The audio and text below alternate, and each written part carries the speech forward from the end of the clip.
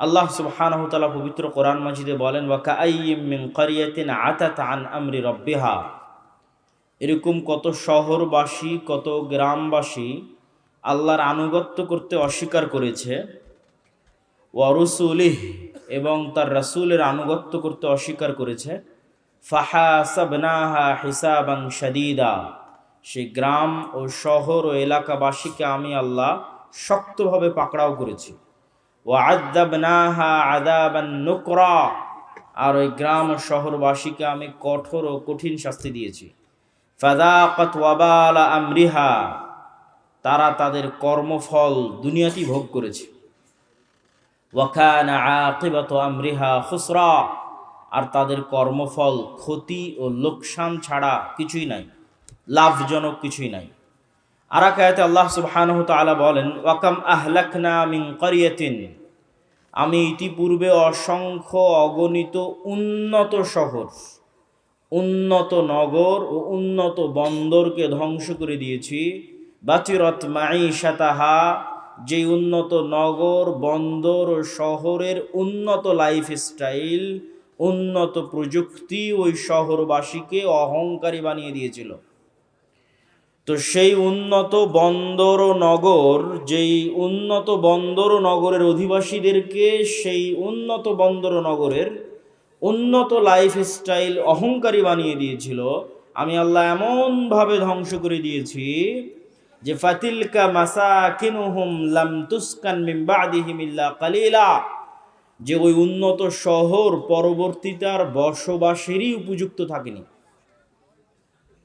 আজকের পৃথিবীতে যদি আমরা উদাহরণ হিসেবে নিই, দুবাইকে উদাহরণ হিসেবে নিতে পারি, ঢাকার গুলশান, ধানমন্ডি, বনানীকে উদাহরণ হিসেবে নিতে পারি, সিঙ্গাপুরকে উদাহরণ হিসেবে নিতে পারি, নিউ ইয়র্ক, ওয়াশিংটন, লস অ্যাঞ্জেলসকে উদাহরণ হিসেবে নিতে পারি।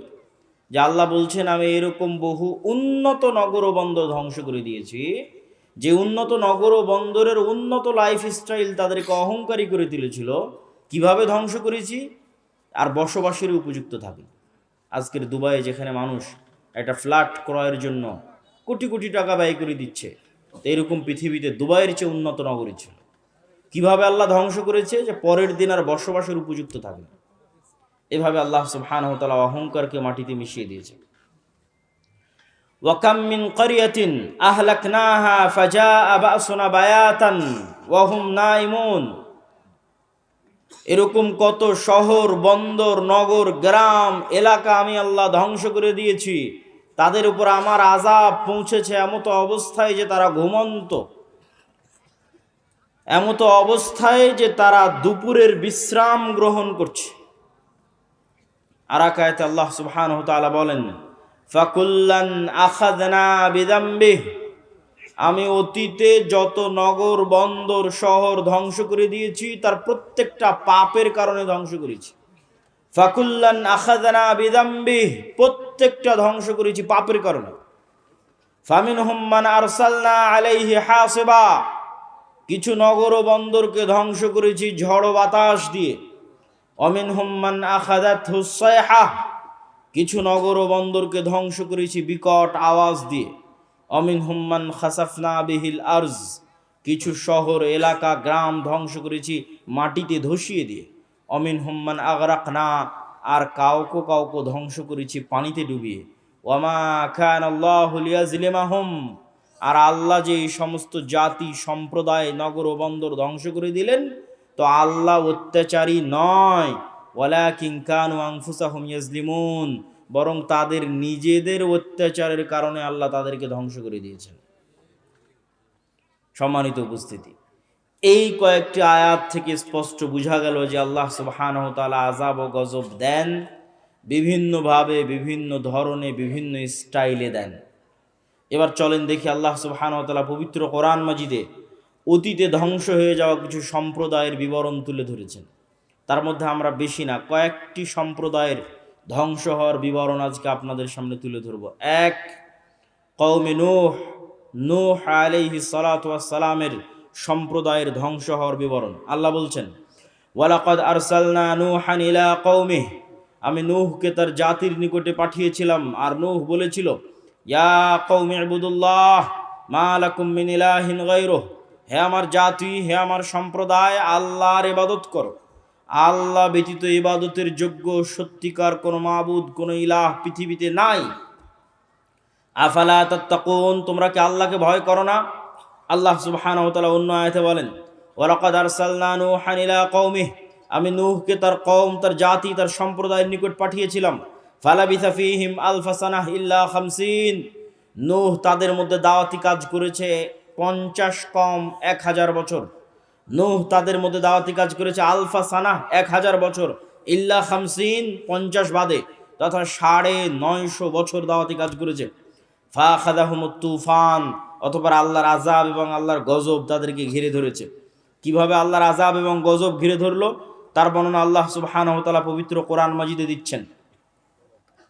যখনই নূহ আলাইহিস সালাতু ওয়াস সালাম তাদেরকে দাওয়াত দিতেন, তখনই বলতেন, যদি তোমরা আমার এই কথা না শ্রবণ করো, আল্লাহর গজবের শিকার হবে তোমরা।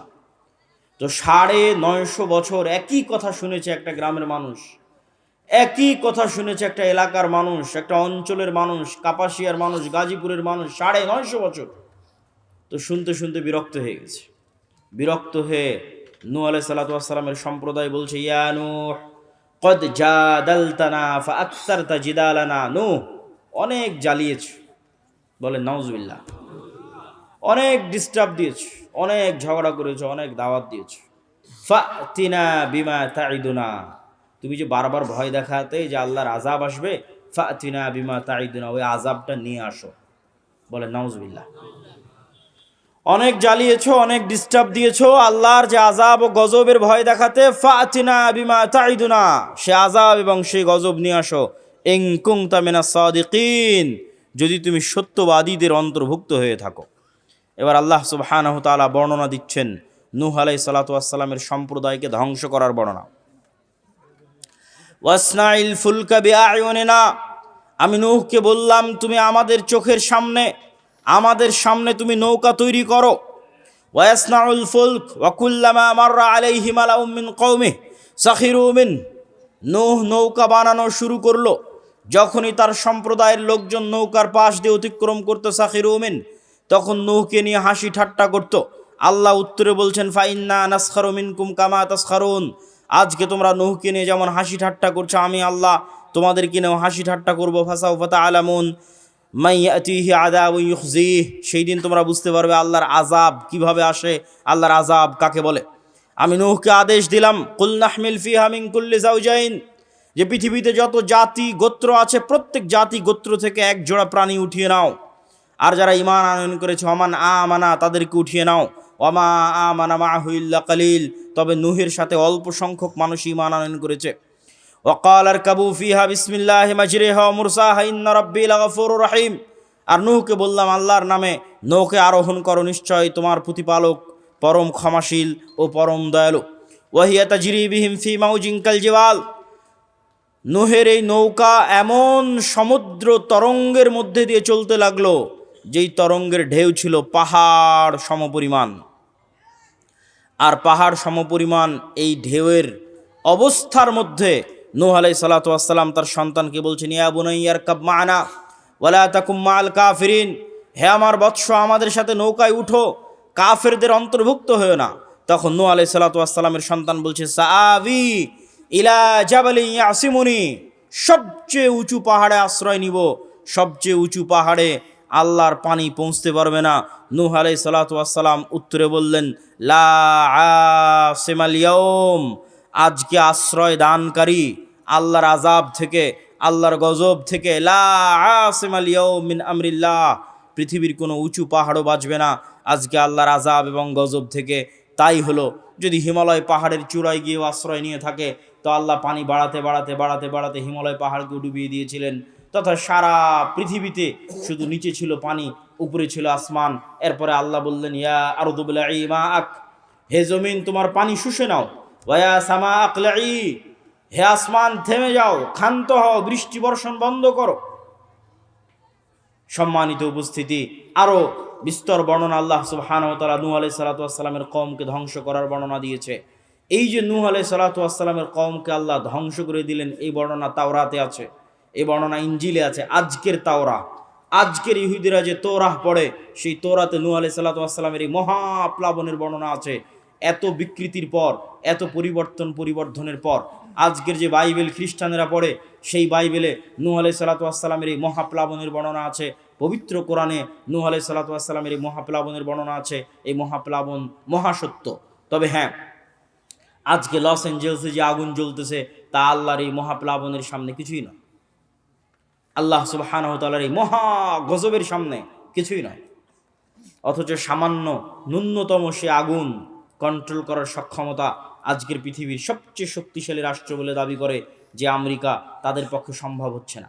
তাদের দুর্বলতা এবং তাদের অক্ষমতা সারা পৃথিবীর মানুষের সামনে ফুটে উঠছে ন্যূনতম সামান্য এক আগুনে, যা নূহ আলাইহিস সালামের এই ভয়াবহ বন্যার কাছে কিছুই না। এবার আসেন লূত আলাইহিস সালাতু ওয়াস সালামের কওমকে আল্লাহ কিভাবে ধ্বংস করেছেন। ওয়ালুতান ইয ক্বালা লিকাওমিহি আতা'তুনাল ফাহিশাতা মা সাবাকাকুম বিহা মিন আহাদিন মিনাল আলামিন। হে লূত, তুমি তোমার কওমের নিকটে যাও এবং তোমার কওমকে বলো। আর লূত তার কওমের নিকটে গেল এবং বলল, আতা'তুনাল ফাহিশাতা, তোমরা কি ওই অশ্লীলতায় লিপ্ত হচ্ছ যেই অশ্লীলতা পৃথিবীতে কোনো জাতি ইতিপূর্বে করেনি, সেই অশ্লীলতায় তোমরা লিপ্ত হয়েছ। এই অশ্লীলতা থেকে বের হয়ে আসো, এই অশ্লীলতা পরিত্যাগ করো। সে অশ্লীলতা ছিল সমকামিতার অশ্লীলতা। সম্মানিত উপস্থিতি, লূত আলাইহিস সালাতু ওয়াস সালাম যখন এই দাওয়াত তাদেরকে প্রদান করলো, তখন তারা লূত আলাইহিস সালাতু ওয়াস সালামকে কি উত্তর দিয়েছিল জানেন? ফামা কানা জওয়াবা কওমিহি ইল্লা আন ক্বালু আখরিজু আলা লূতিন মিন ক্বরিয়াতিকুম ইন্নাহুম উনাসুন ইয়াতাতাহহারুন। লূত, তুমি যখন এতই পবিত্র আর আমরা যখন এতই অপবিত্র, আমাদের সাথে তোমার থাকার দরকার নাই। তুমি আমাদের এলাকা, আমাদের গ্রাম ছেড়ে বেরিয়ে পড়ো, আমাদের গ্রাম থেকে বেরিয়ে যাও। যদি তুমি তোমার দাওয়াতি কাজ বন্ধ না করো, আমরা তোমাকে আমাদের গ্রাম, আমাদের এলাকা ছাড়তে বাধ্য করব। আল্লাহর আযাব এবং আল্লাহর গজব আসার সময় হয়ে গেল। আল্লাহর আযাব এবং গজব আসার যখন সময় হলো, আল্লাহ ফেরেশতা পাঠালেন। ফেরেশতা গেল মেহমান হিসেবে ইব্রাহিম আলাইহিস সালাতু ওয়াস সালামের নিকটে। ধারাবাহিক আল্লাহ সুবহানাহু ওয়া তাআলা এই ঘটনা পবিত্র কোরআনে বর্ণনা করেছেন। ফেরেশতা যখন ইব্রাহিম আলাইহিস সালাতু ওয়াস সালামের নিকটে গেল, তখন ইব্রাহিম আলাইহিস সালাতু ওয়াস সালাম ভয় পেয়ে গেলেন। ফেরেশতারা বলছে, ভয়ের কোনো কারণ নাই।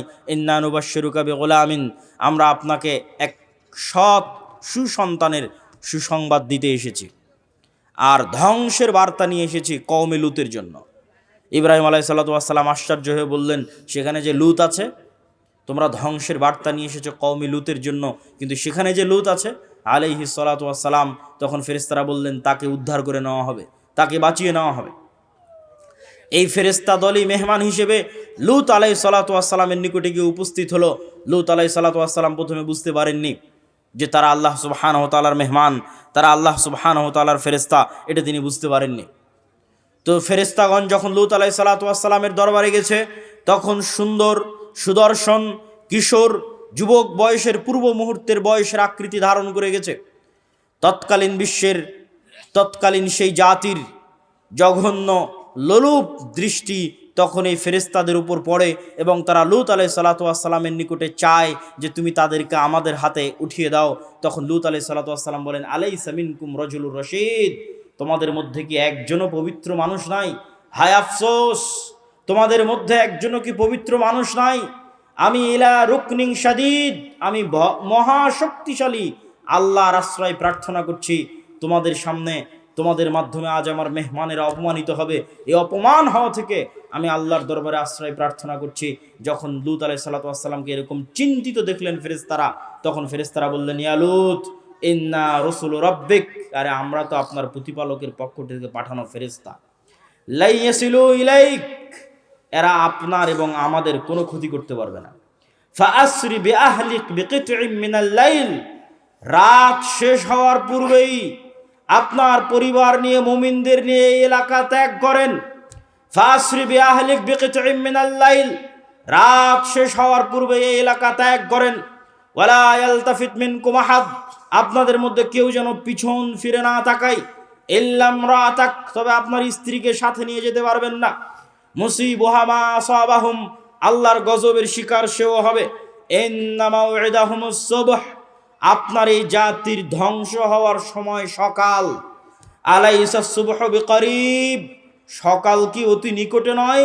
অতএব সকাল হওয়ার পূর্বে এই এলাকা ত্যাগ করেন। লূত আলাইহিস সালাতু ওয়াস সালাম সকাল হওয়ার পূর্বেই তড়িঘড়ি করে এলাকা ত্যাগ করলেন, তার স্ত্রী থেকে গেল। আল্লাহ সুবহানাহু ওয়া তাআলা কোরআন মাজিদে বর্ণনা করছেন, ফালাম্মা জা আমরুনা জাআলনা আলিয়াহা সাফিলাহা, যখন লূত ওই শহর ওই এলাকা ত্যাগ করলো, তখন আমি আল্লাহ ওই শহরের উপর সাইড করে দিলাম নিচে, আর নিচের সাইড করে দিলাম উপরে। জাআলনা আলিয়াহা সাফিলাহা, পুরো শহরকে উল্টিয়ে দিলাম। ওয়ামতারনা আলাইহা হিজারাতাম মিন সিজ্জিল মামদুদ, আর আসমান থেকে বর্ষণ করতে লাগলাম আগুনের পাথর।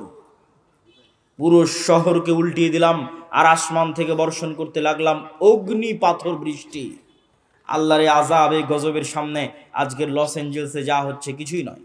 আল্লাহ সুবহানাহু ওয়া তাআলা লূত আলাইহিস সালাতু ওয়াস সালামের কওমকে যে ভয়ঙ্কর আযাব ও গজব দিয়ে ধ্বংস করে দিয়েছেন, সেই ভয়ঙ্কর আযাব ও গজবের সামনে আল্লাহর সেই শক্তিশালী মহান আল্লাহ সুবহানাহু ওয়া তাআলার সেই ভয়ঙ্কর আযাব ও গজবের সামনে আজকের আমেরিকার লস এঞ্জেলসে যা চলতেছে তা ন্যূনতম, তা অতি সামান্য, তা অতি নগণ্য। চলেন আল্লাহ সুবহানাহু ওয়া তাআলা তারপরের জাতির ধ্বংসের বর্ণনা দিচ্ছেন, তা হচ্ছে আদ জাতি। এগুলো প্রত্যেকটা আল্লাহ কোরআনে বর্ণনা দিয়েছে, আর আমি শুধু কোরআনের আয়াত পড়ছি আর অনুবাদ করছি। ওয়া ইলা আদিন আখাহুম হুদ, আদ জাতির নিকটে নবী করে পাঠিয়েছি হুদ আলাইহিস সালাতু ওয়াস সালামকে। ক্বালা ইয়া কওমি ইবুদুল্লাহ মা লাকুম মিন ইলাহিন গায়রুহু, হুদ তার জাতিকে লক্ষ্য উদ্দেশ্য করে বলল, হে আমার কওম, আল্লাহর ইবাদত করো। মা লাকুম মিন ইলাহিন গায়রুহু, আল্লাহ ব্যতীত পৃথিবীতে ইবাদতের যোগ্য কেউ নাই। আফালা তাত্তাকুন, তোমরা কি আল্লাহকে ভয় করো না? যদি তোমরা আল্লাহ ব্যতীত অন্য কারো ইবাদত করো অথবা আল্লাহর ইবাদতকে মেনে না নাও, তাহলে আল্লাহর গজবের তোমরা শিকার হবে। ইন্নী আখাফু আলাইকুম আযাব ইয়াউমিন আযীম, আমি ভয় পাচ্ছি যে আল্লাহর আযাব এবং আল্লাহর গজব তোমাদেরকে ঘিরে ধরবে। তো নূহ আলাইহিস সালাতু ওয়াস সালামের কওম আর লূত আলাইহিস সালাতু ওয়াস সালামের কওমের চেয়ে আদ জাতি ছিল বিপরীত, ব্যতিক্রম। কি বিপরীত, কি ব্যতিক্রম? আদ জাতির উত্তর দেখেন, আদ জাতির উত্তর আল্লাহ কোরআনে বর্ণনা করছে। অকালু মান আশাদ্দু মিন্না কুওয়াহ, যখন হুদ আলাইহিস সালাতু ওয়াস সালাম আদ জাতিকে বললেন আল্লাহর গজব আসতে পারে, আদ জাতি উত্তরে বলল, মান আশাদ্দু মিন্না কুওয়াহ, আজকের পৃথিবীতে আমাদের চেয়ে শক্তিশালী এমন আছে কে যার ভয় তুমি আমাদেরকে দেখাও? মান আশাদ্দু মিন্না কুওয়াহ, আজকের পৃথিবীতে আমাদের চেয়ে শক্তিশালী কেউ নাই, কিসের গজবের ভয় দেখাও, কিসের আযাবের ভয় দেখাও? তৎকালীন বিশ্বের সবচেয়ে শক্তিশালী জাতীয় রাষ্ট্র তৈরি করেছিল আদ সম্প্রদায়, সবচেয়ে উন্নত সভ্যতা তৈরি করেছিল আদ সম্প্রদায়, সবচেয়ে উন্নত প্রযুক্তি তৈরি করেছিল আদ সম্প্রদায়। সে উন্নত প্রযুক্তি, উন্নত সভ্যতা, জ্ঞান বিজ্ঞানের সর্বোচ্চ শিখরে পৌঁছে গিয়ে আদ জাতি অহংকার বশত দাবি করেছিল, মান আশাদ্দু মিন্না কুওয়াহ, আজকের পৃথিবীতে আমাদের চেয়ে এমন শক্তিশালী কে আছে যার আযাব এবং যার গজবের ভয় তোমরা দেখাও। আল্লাহ উত্তরে বলছেন, আওয়ালাম ইয়ারাউ আন্নাল্লাহাল্লাযী খালাকাহুম হুয়া আশাদ্দু মিনহুম কুওয়াহ, তারা কি জানে না যে তারা জ্ঞানে বিজ্ঞানে প্রযুক্তিতে শক্তিতে সভ্যতায় সক্ষমতায় উন্নতির সর্বোচ্চ শিখরে যদি পৌঁছে যায়, মানব জাতি যত শক্তিশালী হওয়া সম্ভব, যত উন্নত প্রযুক্তির হওয়া সম্ভব, তার সর্বোচ্চ লেভেলে যদি পৌঁছে যায়, তবুও তারা আল্লাহর সৃষ্টি জীব আর আল্লাহ তাদের সৃষ্টিকর্তা। আল্লাহ বলছেন, আদ জাতিকে লক্ষ্য করে আল্লাহ বলছেন, তারা যত শক্তিশালী হোক এই লেভেল তো ভাঙতে পারবে না যে সে সৃষ্টি জীব আর আমি আল্লাহ তার সৃষ্টিকর্তা। এইটা কি ভাঙতে পারে? আজকের ইসরায়েল, আজকের আমেরিকা, আজকের ভারত দাবি করতে পারে, মান আশাদ্দু মিন্না কুওয়া, আজকের পৃথিবীতে আমাদের যে শক্তিশালী আছে কে, কে শক্তিশালী আছে দাবি করতে পারে। কিন্তু আল্লাহ সুবহানাহু ওয়া তাআলা উত্তরে বলছেন, তোমরা শক্তিতে সামর্থ্যে যত সর্বোচ্চ পর্যায়ে পৌঁছে যাও, তারপরও এই লেভেল অতিক্রম করতে পারবে না যে তোমরা হচ্ছে সৃষ্টি জীব আর আল্লাহকে সৃষ্টিকর্তা। তো যিনি সৃষ্টিকর্তা উনি কি সৃষ্টি জীবের চেয়ে শক্তিশালী নন? শক্তিশালী, চিরন্তন এবং চিরস্থায়ীভাবে শক্তিশালী। তাহলে আদ জাতির এই গর্ব এবং এই অহংকারকে আল্লাহ সুবহানাহু ওয়া তাআলা এবার ধ্বংস করে দিচ্ছেন। ওয়া আম্মা আদুন ফাউহলিকু বিরিহিন সারসারিন আতিয়া, আমি আদ জাতিকে ধ্বংস করে দিলাম ভয়ঙ্কর প্রচণ্ড ঝড় বাতাস, যেই ভয়ঙ্কর প্রচণ্ড ঝড় বাতাস প্রবাহিত থেকেছে 1 সপ্তাহ যাবৎ, বিরিহিন সরসরিন আতিয়া। আর সেই ভয়ঙ্কর ঝড় বাতাসের অন্যতম আরেকটি বৈশিষ্ট্য হচ্ছে সে বাতাস ছিল প্রচণ্ড ঠান্ডা, প্রচণ্ড ঠান্ডা ভয়ঙ্কর ঝড় বাতাস যেই দিক দিয়ে গেছে সেই দিক দিয়ে গোড়া কাটা খেজুর গাছের মতো পড়ে গেছে। কি মানুষ, কি বিল্ডিং, কি দালান কোঠা, কি গাছপালা, বাতাসের তেজ যেদিক দিয়ে গেছে সেদিক দিয়ে গোড়া কাটা খেজুর গাছের ময়নায় পড়ে গেছে। আল্লাহ সুবহানাহু ওয়া তাআলা এই আযাব এবং গজবের বর্ণনা পবিত্র কোরআন মাজিদে দিয়েছেন যে তিনি আদ জাতিকে এইভাবে ধ্বংস করেছেন। এবার সামুদ জাতিকে আল্লাহ সুবহানাহু ওয়া তাআলা কিভাবে ধ্বংস করলেন? আল্লাহ সুবহানাহু ওয়া তাআলা পবিত্র কোরআনে বলছেন, ওয়া ইলা সামুদ আখাহুম সালেহ, সামুদ জাতির নিকটে নবী করে পাঠিয়েছিলাম সালেহকে। আদ জাতির নিকটে নবী করে পাঠানো হয়েছে হুদকে। কওমে নূহের নিকটে নবী করে পাঠানো হয়েছে নূহকে। কওমে লূতের নিকটে নবী করে পাঠানো হয়েছে লূতকে। আর সামুদ জাতির নিকটে নবী করে পাঠিয়েছি সালেহকে। সালেহ গিয়ে বলল, ইয়া কওমি ইবুদুল্লাহ মা লাকুম মিন ইলাহিন গায়রুহ, হে আমার সম্প্রদায় আল্লাহর ইবাদত কর। আল্লাহ ব্যতীত পৃথিবীতে ইবাদতের যোগ্য আর কোনো সত্য মাবুদ, সত্য সত্তা নাই। আর আমি সালেহ আল্লাহর নিদর্শন স্বরূপ তোমাদের জন্য নিয়ে এসেছি একটা উটনি, নাকাতুল্লাহ, হাদিহি নাকাতুল্লাহ, এই যে আল্লাহর উটনি নিদর্শন স্বরূপ নিয়ে এসেছি। ফাদারুহা তাকুলু ফি আরদিল্লাহ, এই উটনির তোমরা কোনো ক্ষতি করার চেষ্টা করিও না। যদি এই উটনির ক্ষতি করার চেষ্টা করো ফায়াখুযাকুম আযাবুন আলীম, ভয়ঙ্কর শাস্তি তোমাদেরকে গ্রাস করবে। আর এই উটনির জন্য কি, বেশি কিছু না। হাদিহি নাকাতুন লাহা শিরবুন ওয়ালাকুম শিরবু ইয়াউমিন মা'লুম, 6 দিন তোমাদের উটনি কুয়াতে পানি পান করবে, আর এই উটনি একদিন কুয়ায় পানি পান করবে। যেই দিন এই উটনি একদিন কুয়ায় পানি পান করবে সেই দিন এই উটনির এত পরিমাণ দুধ হবে, যেই দুধ নিয়ে সমগ্র সামুদ সম্প্রদায়, আত্মীয় স্বজন, পাড়া প্রতিবেশী, গরু ছাগল বাছুর পশু প্রাণী মিলে সেই দুধ দহন করে শেষ করতে পারবে না। এই নিয়ামত আল্লাহ তাদেরকে দিয়েছিলেন, এই নিদর্শন আল্লাহ তাদেরকে দিয়েছিলেন, কিন্তু তাদের অন্তরে অহংকার পেয়ে বসেছিল। তাদের অন্তরে কিরকম অহংকার পেয়ে বসেছিল আল্লাহ সুবহানাহু ওয়া তাআলা পবিত্র কোরআন মাজিদে তাদের এই বর্ণনা দিচ্ছেন, তাদের এই অহংকারের বর্ণনা দিচ্ছেন।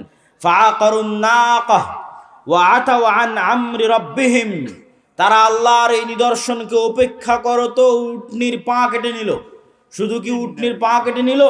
উটনির পা কেটে নিয়ে এসে সালেহ আলাইহিস সালাতু ওয়াস সালামকে বলছে, ইয়া সালেহ ইতিনা বিমা তাইদুনা ইন কুনতা মিনাল মুরসালিন। সালেহ, তুমি তো খুব বড় বড় লেকচার দিতে যে এই উটনির ক্ষতি করলে নাকি আল্লাহর আযাব আসবে। নেও, তোমার উটনির পা কেটে দিয়েছে, আল্লাহর আযাব কোথায় নিয়ে আসো। বলেন নাউজুবিল্লাহ। আল্লাহর আযাব তারা নিজেদের জন্য চেয়ে নিল, পরীক্ষায় ফেল করলো। এবার আল্লাহ সুবহানাহু ওয়া তাআলা তাদের আযাবের বর্ণনা দিচ্ছেন পবিত্র কোরআন মাজিদে, যে আল্লাহ সুবহানাহু ওয়া তাআলা তাদেরকে কিভাবে ধ্বংস করেছেন। আল্লাহ সুবহানাহু ওয়া তাআলা তাদেরকে ধ্বংসের বর্ণনা দিতে গিয়ে বলেন, ফাআখাযাতহুমুর রাজফা ফাআসবাহু ফি দারিহিম জাসিমিন, আমি সামুদ সম্প্রদায়কে ধ্বংস করেছি বিকট আওয়াজ দিয়ে। কি ভয়ঙ্কর বিকট আওয়াজ!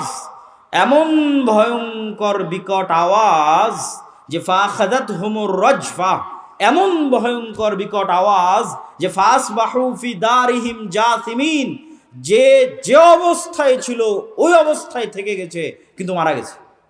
যে যে অবস্থায় ছিল, কেউ হয়তো 1 কাপ চা মুখে নিয়ে চায়ের পেয়ালা কাছে ধরেছিল, এই সময় ভয়ঙ্কর বিকট আওয়াজ চলে এসেছে, চায়ের পেয়ালা ওভাবে ধরেই থেকে গেছে, পৃথিবী থেকে বিদায় নিয়ে চলে গেছে ভয়ঙ্কর বিকট আওয়াজে। কেউ হয়তো দৌড়াচ্ছিল, দৌড়ানো অবস্থায় থেকে গেছে, কেউ বসা ছিল, বসা অবস্থায় থেকে গেছে। যে যে অবস্থায় ছিল, লা তাতাহাররাকুল আজসাদ, পুরো একটা জাতি একদিনে 1 সেকেন্ডে 1 বিকট আওয়াজে স্থির অবস্থায় পৃথিবী থেকে ধ্বংস হয়ে গেছে।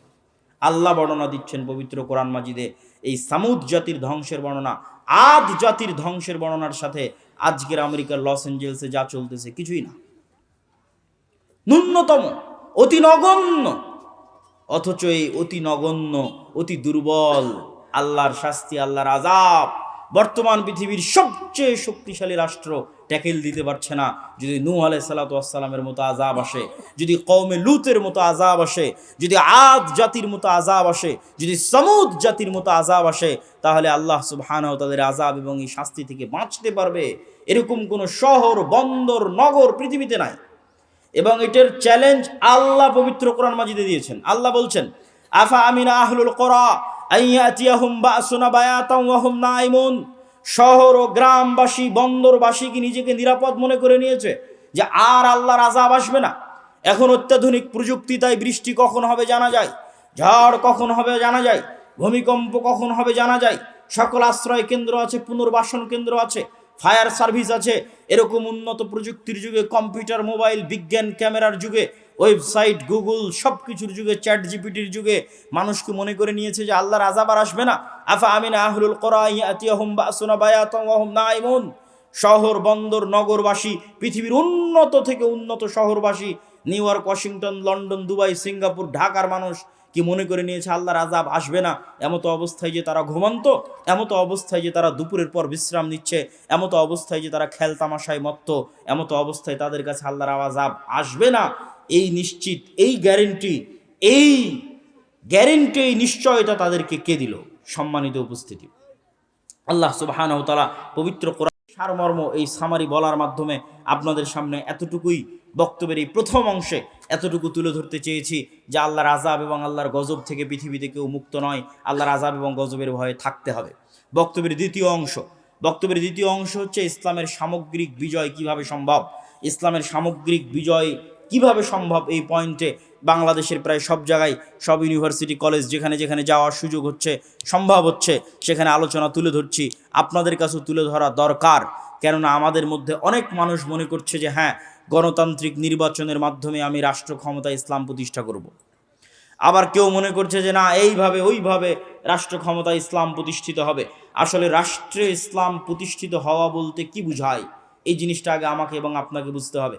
রাসূলুল্লাহ সাল্লাল্লাহু আলাইহি ওয়াসাল্লাম এক হাদিসে বলছেন, কিয়ামতের পূর্ব মুহূর্তের নিকটবর্তীর বর্ণনা দিতে গিয়ে বলছেন, লা তাকুমুস সাআহ হাত্তা ইয়ানজিলা ঈসা ইবনে মারইয়াম।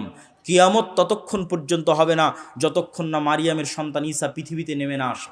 আর মারিয়ামের সন্তান ঈসা পৃথিবীতে নেমে এসে কি করবে জানো?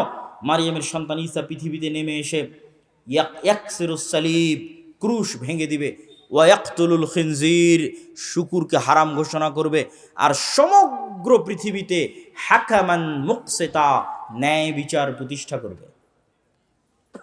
এটা হলো রাষ্ট্রে ইসলামের ব্র্যান্ডিং। যে ঈসা আলাইহিস সালাতু ওয়াস সালামের যে শাসন ব্যবস্থা হবে, ওই শাসন ব্যবস্থা ইসলামী শাসন ব্যবস্থা না ইসলামিক শাসন ব্যবস্থা? ইসলামী শাসন ব্যবস্থা। তো ইসলামী শাসন ব্যবস্থার ব্র্যান্ডিং করছেন আল্লাহর নবী, যে ঈসা আলাইহিস সালাতু ওয়াস সালাম যতক্ষণ না আসবে কিয়ামত হবে না। উনি আসবেন, এসে কি করবেন? সমগ্র পৃথিবীতে ন্যায় বিচার প্রতিষ্ঠা করবেন। তাহলে ইসলামী শাসন ব্যবস্থার ব্র্যান্ডিং হচ্ছে ন্যায় বিচার। ইসলামী শাসন ব্যবস্থার ব্র্যান্ডিং হচ্ছে ন্যায়পরায়ণতা। তো আজকের যুগের আমরা মুসলমানেরা নিজেরাই তো ন্যায়পরায়ণ নই, সত্যবাদী নই, তো রাষ্ট্রে কিভাবে ন্যায় বিচার প্রতিষ্ঠা করব? ঈসা আলাইহিস সালাম যদি তার নিজের ব্যক্তিগত জীবনে ন্যায়পরায়ণ না হয়, উনি কি রাষ্ট্রের ন্যায় বিচার প্রতিষ্ঠা করতে পারবে? আপনাকে আমি উদাহরণ দিয়ে বলি, কাপাসিয়া, টোক, গাজীপুরের মানুষ খুব ভালোভাবে জানেন। আপনি আপনার পাড়া প্রতিবেশী, আশেপাশের অঞ্চল কি হানাফি কি আহলে হাদিস, একটু নজর দিয়ে দেখেন, নজর বুলিয়ে দেখেন যে বাবার মৃত্যুর পর কতজন ভাই তার বোনকে পিতার সম্পত্তিতে ন্যায্য হিস্সা ন্যায়ের সাথে, ন্যায় পরায়ণতার সাথে বুঝিয়ে দিয়েছে। ন্যায়ের সাথে একে তো আছে দেয়নি, আর এক দল আছে যদি দিয়ে থাকে তাহলে সবচেয়ে দামি জমিটা নিজে নিয়েছে, আর বিলের মধ্যে পানিতে ডুবে থাকা জমিটা বোনকে দিয়েছে। এটা কি ন্যায় হয়েছে? ন্যায় হয়নি, অন্যায় হয়েছে। এবার বলেন, এই মুসলমান, যেই মুসলমান নিজেকে মুসলিম বলে দাবি করছে, সে ন্যূনতম তার পরিবারে তার রক্তের সম্পর্কের বোনকে আল্লাহর দেওয়া সম্পত্তি ন্যায়ের সাথে বুঝিয়ে দিতে পারেনি। ওই মুসলমানকে যদি আমি আজকে রাষ্ট্রের দায়িত্ব দিই, 16 বছর যা দুর্নীতি হয়েছে ও তার কয়েক গুণ বেশি দুর্নীতি। 16 বছর যা জুলুম হয়েছে ও তার চেয়ে বেশি জুলুম করবে, কেননা সে তার পরিবারে তার বোনের সাথে ন্যায় প্রতিষ্ঠা করতে পারেনি। কেমনে সম্ভব যে সে রাষ্ট্রের দায়িত্ব বলে রাষ্ট্রের ন্যায় বিচার প্রতিষ্ঠা করবে? উদাহরণ 2, আপনাদের এই কাপাসিয়া টোক গাজীপুর অঞ্চলের মানুষ মিলিয়ে দেখেন, এরকম অসংখ্য জায়গায় বিবাহ হচ্ছে যেখানে মুসলিম মেয়ের বিবাহ হচ্ছে যৌতুকের ভিত্তিতে। যৌতুক নিচ্ছে কে? মুসলমান যৌতুক নিচ্ছে, মুসলিম সন্তান, মুসলিম যুবক, মুসলিম পিতা যৌতুক নিচ্ছে। বিবাহে উপস্থিত আছে হাজি, নামাজি, আলেম, আলহাজ, ওমরাকারী, দানবীর, কাজী, এমন কে নাই যে বিবাহে উপস্থিত নাই? সবাই মুসলমান, সবাই আল্লাহওয়ালা, সবার দাড়ি টুপি আছে, সবার চোখের সামনে একটা মেয়ের সাথে এবং একটা মেয়ের পরিবারের সাথে অন্যায় হচ্ছে। কি হচ্ছে? কথা বলেন না কেন? কি হচ্ছে? অন্যায় হচ্ছে। আপনি নিশ্চিত থাকেন, এই যে যুবক তার স্ত্রীর কাছে যৌতুক নিয়েছে, এই যে ছেলের পরিবার যে ওই মেয়ের পরিবারের থেকে যৌতুক নিয়েছে, আর ওই বিবাহে যত মুসলমান উপস্থিত হয়েছে, এদেরকে আজ এখন যদি রাষ্ট্রের দায়িত্ব দেওয়া হয়, তো গত 16 বছর যা দুর্নীতি হয়েছে আর একদিনে তার চেয়ে বেশি দুর্নীতি করবে। তাহলে কিভাবে আপনি বলবেন যে ইসলাম রাষ্ট্র ক্ষমতায় প্রতিষ্ঠিত হবে? এই সমস্ত মুসলমানদের দিয়ে, যারা অন্যায়কারী, মিথ্যুক, দুর্নীতিবাজ, তাদের দিয়ে ইসলাম প্রতিষ্ঠিত হবে রাষ্ট্রে? অসম্ভব, অসম্ভব। ইসলামের ব্র্যান্ডিংই হচ্ছে ন্যায় বিচার প্রতিষ্ঠা। তো ন্যায় বিচার প্রতিষ্ঠা করতে হলে আগে আপনাকে ন্যায়পরায়ণ হতে হবে, এবং ন্যায়পরায়ণ হওয়ার গুরুত্ব, তাৎপর্য কোরআন এবং হাদিসে কত বেশি।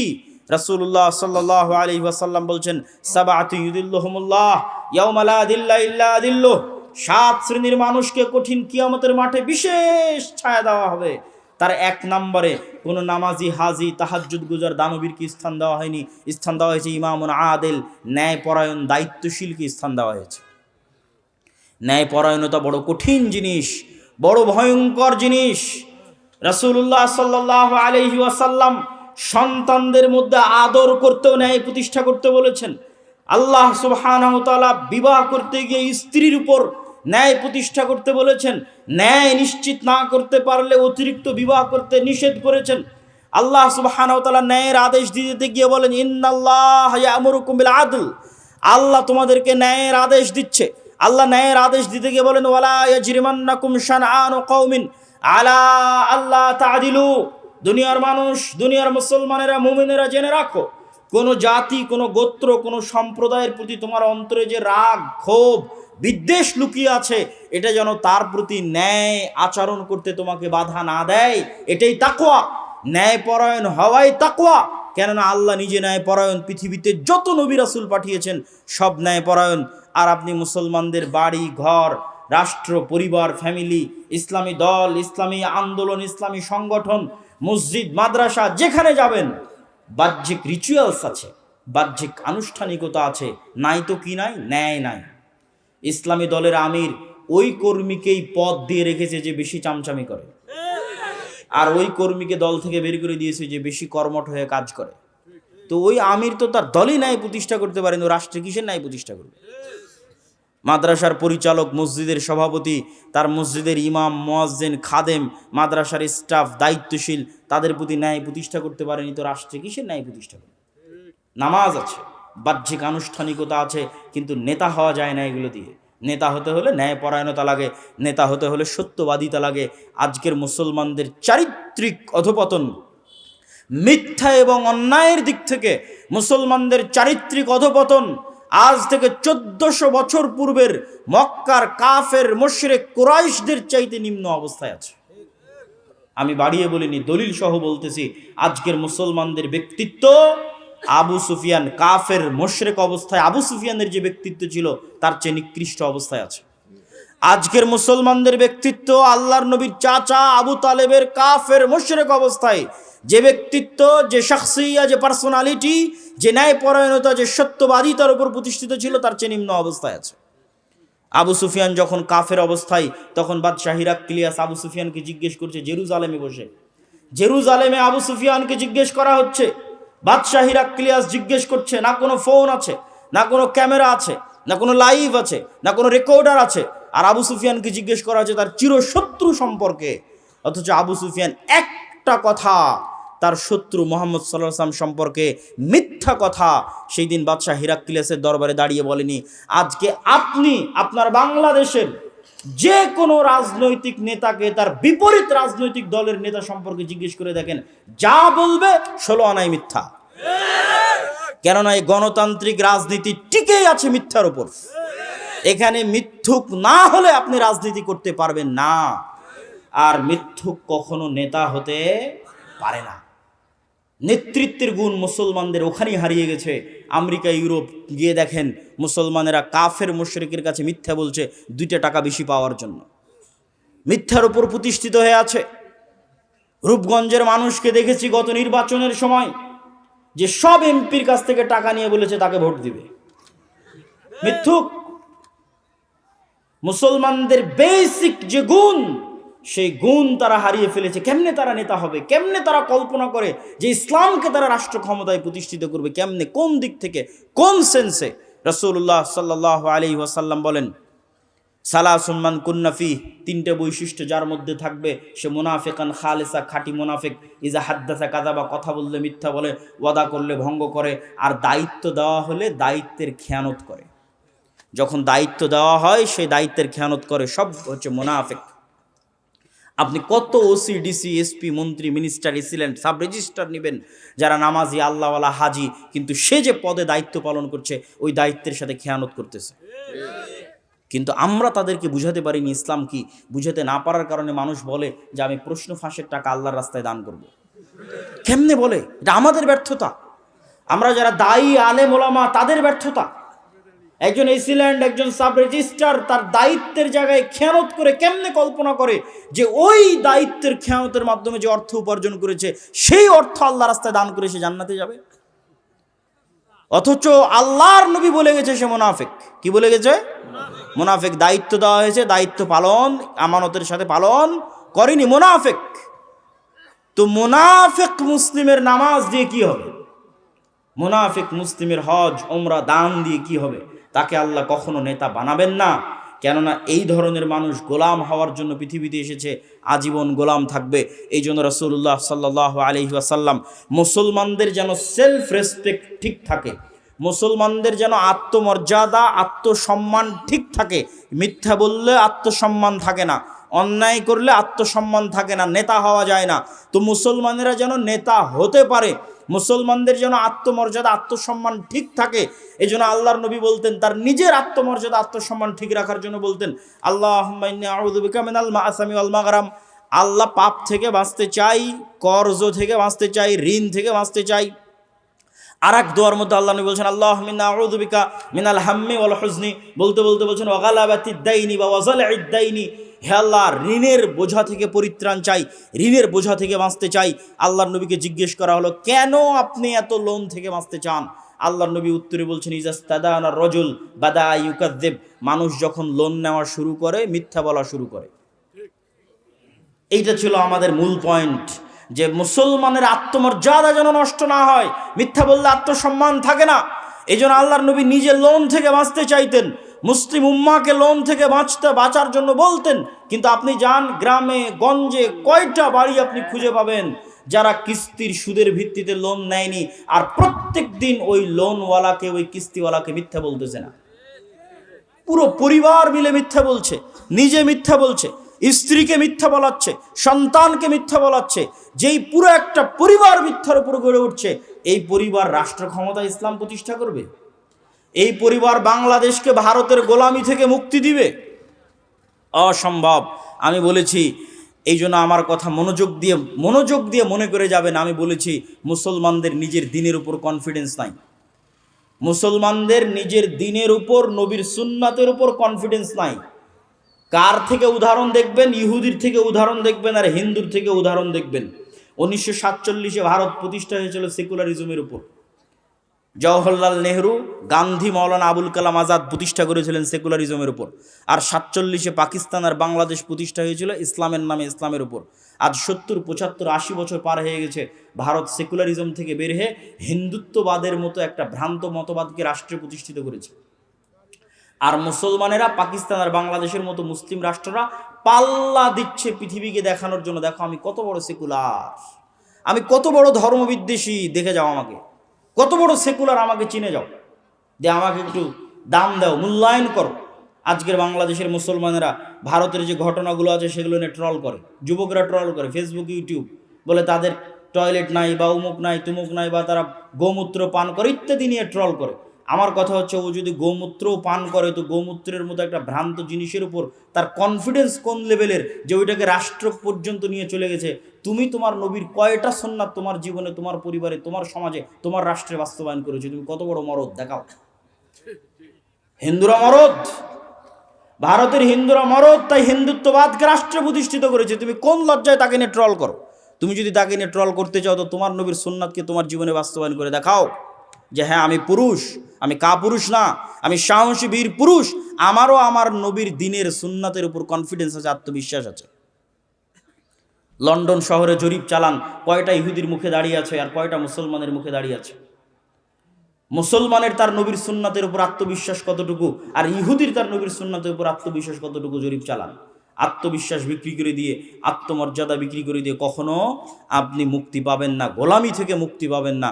আপনাকে নিজের নবীর সুন্নাতের উপর কঠোর থেকে কঠোর আস্থাভাজন হতে হবে, আত্মবিশ্বাসী হতে হবে, দৃঢ় সংকল্প হতে হবে, ন্যায়পরায়ণ হতে হবে, সত্যবাদী হতে হবে, তবে আপনি নেতা হতে পারবেন। অটোমেটিক আপনার মতো মানুষকে দিয়ে আল্লাহ রাষ্ট্র ক্ষমতা ইসলাম প্রতিষ্ঠা করে দিবে, জোর করা লাগবে না, আল্লাহর দয়ায় প্রতিষ্ঠিত হয়ে যাবেন। আর যদি ন্যায় না থাকে, সত্য না থাকে, নিজের নবীর দিনের উপর কনফিডেন্স না থাকে, কম্প্রোমাইজ করার মানসিকতা থাকে, তাহলে যতই বক্তব্য দেন অন্তত আপনার মতো মানুষকে দিয়ে আল্লাহর ঠেকা পড়ে নিজের রাষ্ট্রে ইসলাম প্রতিষ্ঠা করতে হবে, দিয়ে ইসলামকে কলঙ্কিত করতে হবে। বিকৃত ইসলাম প্রতিষ্ঠা করে, কম্প্রোমাইজড ইসলাম প্রতিষ্ঠা করে ইসলামকে কলঙ্কিত করতে হবে, এই ঠেকা আল্লাহ সুবহানাহু ওয়া তাআলার পড়েনি। সম্মানিত উপস্থিতি, বক্তব্য আমি দীর্ঘায়িত করতে চাই না। বক্তব্যের এই পর্যায়ে এসে আপনাদের সাথে কয়েকটি জরুরি গুরুত্বপূর্ণ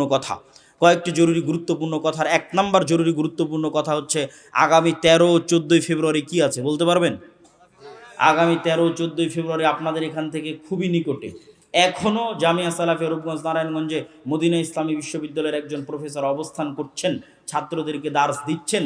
আল জামিয়া সালাফিয়া বাংলাদেশের মাটিতে এমন এক ব্যতিক্রম প্রতিষ্ঠান যেখানে সবসময় বিদেশি শিক্ষক অবস্থান করে, ভারত, পাকিস্তান, সৌদি আরব সব দেশের শিক্ষক মণ্ডলী সবসময় অবস্থান করে। এরকম এক ব্যতিক্রম শিক্ষা প্রতিষ্ঠানের নাম জামিয়া সালাফিয়া। আগামী 13-14 ফেব্রুয়ারি পাকিস্তানের আহলে হাদিসদের সিংহপুরুষ আল্লামা ইহসান ইলাহি জহির রাহিমাহুল্লাহ, আল্লামা ইহসান ইলাহি জহির রাহিমাহুল্লাহর সন্তান আল্লামা ইবতিসাম ইলাহি জহির রাহিমাহুল্লাহ আপনাদের জামিয়া সালাফিয়াতে আসতেছে। আপনাদেরকে ব্যাপক উপস্থিতির মাধ্যমে তাকে স্বাগতম জানাতে হবে, বলেন ইনশাআল্লাহ। আপনাদের স্বতঃস্ফূর্ত অংশগ্রহণ, উদাত্ত আহ্বান। 2, আদ-দাওয়া ইলাল্লাহর মাধ্যমে মসজিদ ভিত্তিক দিন শিক্ষা। আপনাদের এই অঞ্চলে প্রায় 19-20 থেকে 30টা আহলে হাদিস মসজিদ আছে। এই মসজিদগুলোতে মক্তব চলে কিনা, মক্তব চললে ভালোভাবে চলে কিনা, শিক্ষকের ট্রেনিং আছে কিনা, সিলেবাসের বাস্তবায়ন আছে কিনা, কেউ খোঁজ খবর নেয় কিনা, একদিন একটু বসে আপনাদের মসজিদের ইমামদেরকে আল জামিয়া সালাফিয়া ডাঙ্গিপাড়া পবা রাজশাহীতে পাঠান। কোনো যাতায়াত খরচ দিতে হবে না, কোনো থাকা খাওয়া খরচ দিতে হবে না, কোনো ট্রেনিং ফি দিতে হবে না। ওই ইমামের এখান থেকে রাজশাহী যাওয়ার খরচও আর দাওয়া ইলাল্লাহ দিবে, জামিয়া সালাফিয়া দিবে। আবার 10 দিন ব্যাপী ওখানে থাকবে, খাবে, ট্রেনিং দিবে, তার সকল ব্যবস্থাপনা জামিয়া সালাফিয়া দাওয়া ইলাল্লাহ করবে। আবার ওখান থেকে রওনা দিয়ে আপনার কাপাসিয়া টোক গাজীপুরে আসবে, সেটার যাতায়াত খরচও তার হাতে দিয়ে হবে। আবার মক্তবে যে সিলেবাসটা বাস্তবায়ন করবে সেই বইটা পর্যন্ত কত ছাত্র সংখ্যা মক্তবে উপস্থিত আছে তার উপর ভিত্তি করে সম্পূর্ণরূপে ফ্রি দেওয়া হবে। এই ব্যবস্থাপনা নিয়ে আমরা অপেক্ষা করছি। আপনি যদি না যান তাহলে এর জবাব আপনি দিবেন আল্লাহর দরবারে, আমরা আল্লাহ সুবহানাহু ওয়া তাআলার দরবারে দিব না। আমরা বিশ্বাস করি শুধু মাদ্রাসা প্রতিষ্ঠা করে 2% মুসলমানকে দিন শেখানো সম্ভব, আর মসজিদগুলোকে শক্তিশালী প্রতিষ্ঠান বানিয়ে শতভাগ মুসলমানকে দিন শেখানো সম্ভব। অতএব মসজিদগুলোকে আর দাওয়া ইলাল্লাহর সাথে সম্পৃক্ত করেন। সকল ব্যবস্থাপনা নিয়ে আমরা বসে আছি। আপনাকে এক ধাপ একটু এগিয়ে আসতে হবে, আপনাকে এক ধাপ একটু উদার হতে হবে। 3, মাসিক আল ইতিসাম। যদিও আজকে কোনো বই পুস্তক কিছুই নিয়ে আসেনি, তারপরেও আপনাদের সামনে বলে যাই, বাংলাদেশের এক ব্যতিক্রম পত্রিকা যার ফতোয়া এই বিদেশি আলেম ওলামাদের উপস্থিতিতে, দেশি আলেম ওলামাদের উপস্থিতিতে, শায়েখ আব্দুর রাজ্জাক বিন ইউসুফের উপস্থিতিতে লেখা হয়, পর্যালোচনা পরিচালনা করা হয়, সেই ফতোয়া আপনাদের কাছে আসে। আমি নিয়মিত লিখি, সম্পাদকীয় লেখা আছে।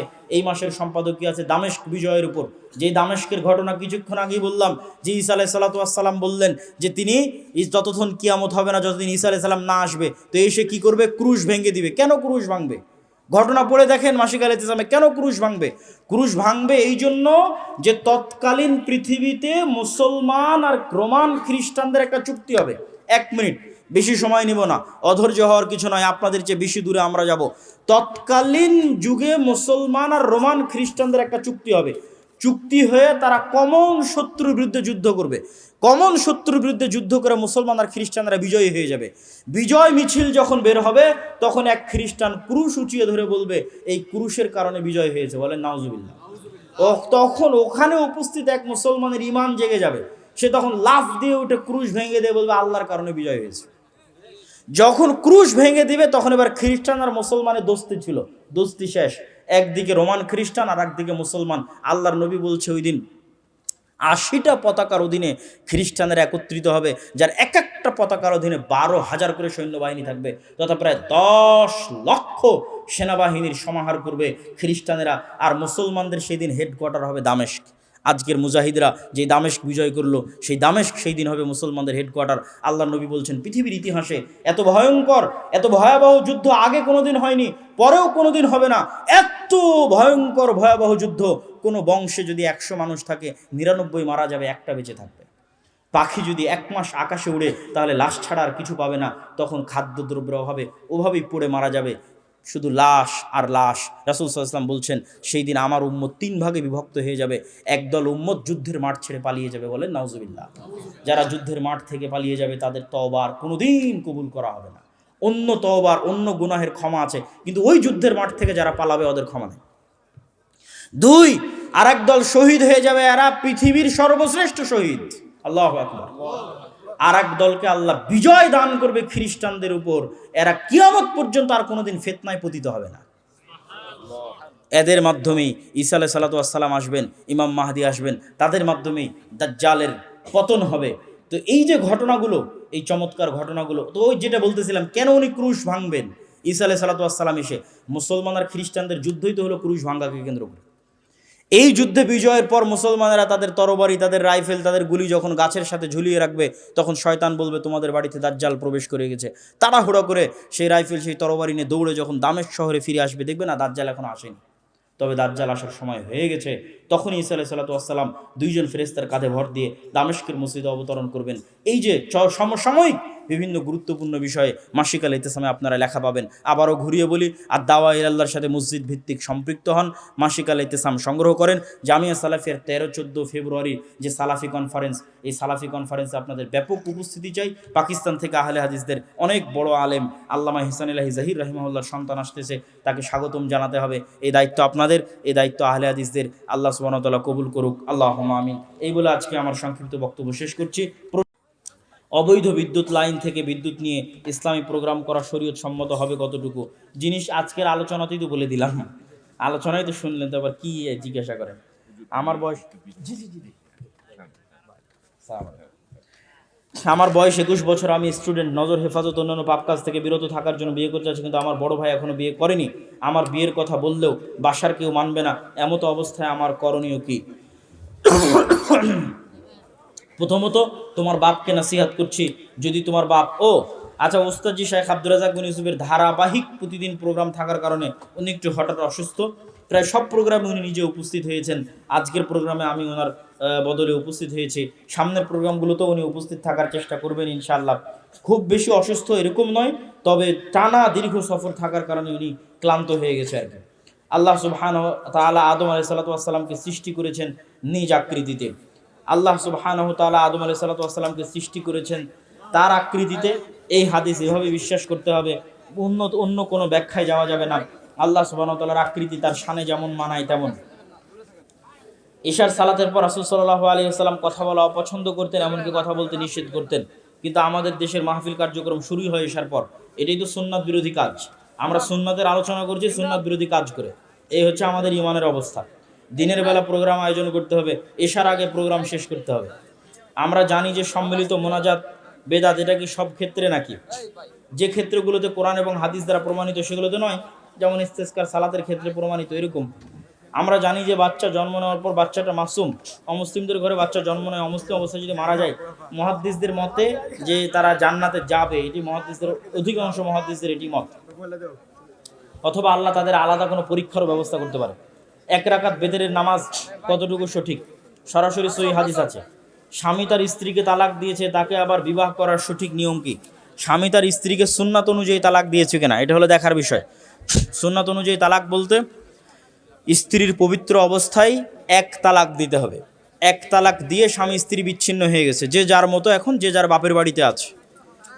যদি ইদ্যৎকালীন সময় তথা 3 মাসের মধ্যে স্বামী চায় স্ত্রীকে ফেরত নিয়ে আসবে, কোনো বিবাহ লাগবে না, কিচ্ছু লাগবে না, মোহরানা লাগবে না, ফেরত নিয়ে আসতে পারবে।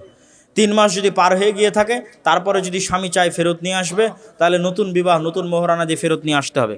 আর এইভাবে প্রত্যেক পবিত্র অবস্থায় একটা করে তালাক দিতে দিতে যদি 3 তালাক হয়ে যায়, যে 1 পবিত্র অবস্থার সমান 1 তালাক, 2 পবিত্র অবস্থার সমান 2 তালাক, 3 পবিত্র অবস্থার সমান 3 তালাক, এভাবে যদি 3 তালাক হয়ে যায়, তাহলে স্ত্রী চিরস্থায়ী হারাম। স্ত্রীকে ফেরত পাওয়ার আর কোনো রাস্তা পৃথিবীতে নাই। আমরা সঠিক নামাজ কোন বই থেকে শিখতে পারবো? অনেক বই আছে। আপনাদের শ্রদ্ধেয় শাইখ শেখ আব্দুর রাজ্জাক বিন ইউসুফের একটা বই আছে, রাসূলুল্লাহ সালাত বনাম প্রচারিত সালাত।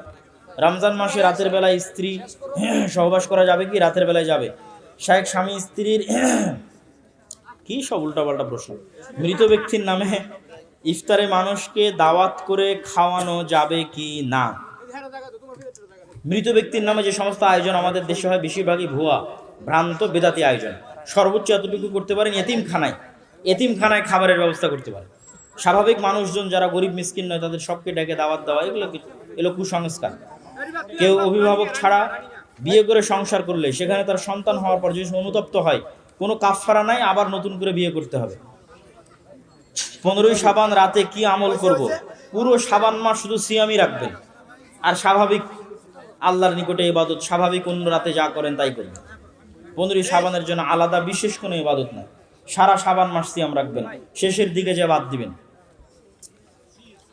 তায়াম্মুম করা যাবে যদি রোগের আশঙ্কা থাকে, মৃত্যুর আশঙ্কা থাকে। আমরা জানি কাউকে ইফতার করানো সওয়াবের কাজ, কিন্তু ইফতারের নামে ইফতার পার্টি নিয়ে যদি রাজনীতি হয়, ইফতার পার্টি নিয়ে যদি অপসংস্কৃতি ছড়ানো হয়, তাহলে এগুলো হলো সেকুলারিজম, দ্বীনে ইলাহি, বাদশাহ আকবরের মতো। আর যদি সত্যিকারের নিয়াতে মুফতি সিয়াম পালনকারীকে ইফতারি করানো হয়, নেকির কাজ।